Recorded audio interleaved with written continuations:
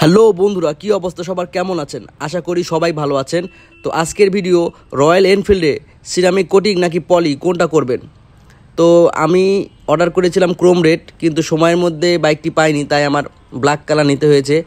আর black কালারে সবচেয়ে বেশি ময়লা এবং ক্র্যাশ পড়ে। তো চলেন প্রথমে কথা বলি সিরামিক কোটিং নিয়ে।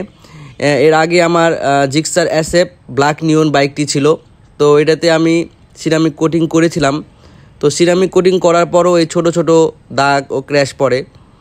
আর সিরামিক কোটিং করলে অনেক আপনার মেনটেন করতে হয়। সবচেয়ে প্রবলেম হয় পানি। একবার আমি বৃষ্টিতে ভিজে বাইকটি গ্যারেজে রেখে দিয়েছিলাম, পরে সকালে দেখি যেখানে যেখানে বৃষ্টির পানি পড়েছিল সেখানে সেখানে ছোট ছোট সাদা দাগ হয়ে গিয়েছে, যেটা দেখতে খুবই খারাপ লাগে। তো এই হচ্ছে সিরামিক কোটিংয়ের অবস্থা। আপনি যদি প্রোটেকশান বা চান, দাগ পড়বে না, ক্র্যাশ পড়বে না, এই ক্ষেত্রে যদি আপনি সিরামিক কোটিং করেন তাহলে আপনার কোনো ফায়দাই হবে না, কারণ সিরামিক কোটিং করার পরও এই দাগগুলো পড়ে।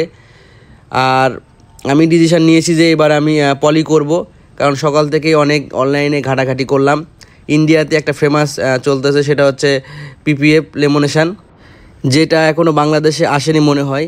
তো আমি এইবার ডিসিশন নিয়েই ফেলেছি যে এবার আমি গাড়িতে পলি করব। তো দেখতেই পাচ্ছেন আমার বাইকে পলির কাজ শুরু হয়ে গিয়েছে। রয়্যাল এনফিল্ডের জন্য পলি করাটাই বেস্ট হবে। অনেকে বলতে পারেন যে এটা বাইকের কালার বা গ্লেজ নষ্ট করে দেয়। হ্যাঁ, এটা হতে পারে অন্য অন্য বাইকে, যেসব বাইকে কালারের মান কম সেগুলোতে হতে পারে।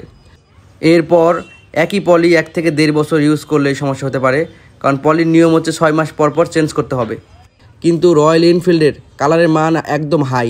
রয়্যাল এনফিল্ডের কোম্পানি কালার নিয়ে কখনোই কম্প্রোমাইজ করে নাই। আমার এই বাইকে অনেকবারই চাবির ঘষা লেগেছে, কিন্তু ওরকমভাবে দাগই পড়ে নাই। তাতে আমি বুঝতে পেরেছি যে এটার কালারের মান অনেক হাই। আপনি যদি বাইকের প্রোটেকশান চান তাহলে অবশ্যই আপনাকে পলি করতে হবে। এখানে দেখতে পাচ্ছেন যে নতুন বাইক CF মোটরস NK, এটা আজকেই ডেলিভারি পেয়েছে, আজকেই পলি করে নিচ্ছে। আমি আপনাদেরকে বলবো না যে আপনারা সিরামিক কোটিং করবেন না। হ্যাঁ, আপনারা সিরামিক কোটিং করবেন, কিন্তু এখন না। নতুন অবস্থায় আপনার বাইকটি তো সিরামিক কোটিং করাই আছে এবং এটা দেখতে অনেক সুন্দর।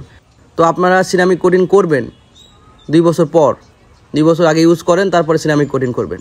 কিন্তু নতুন অবস্থায় রয়্যাল এনফিল্ড পলি করাই বেস্ট। তো আজকে এই পর্যন্তই। আমার চ্যানেলে যারা নতুন এসেছেন তারা অবশ্যই চ্যানেলটিকে সাবস্ক্রাইব করে দেবেন। আমি আপনাদের জন্য বাইক রিলেটেড আরও আপডেট ভিডিও নিয়ে আসব। তো সবাই ভালো থাকবেন, সুস্থ থাকবেন। দেখা হচ্ছে পরের ভিডিওতে।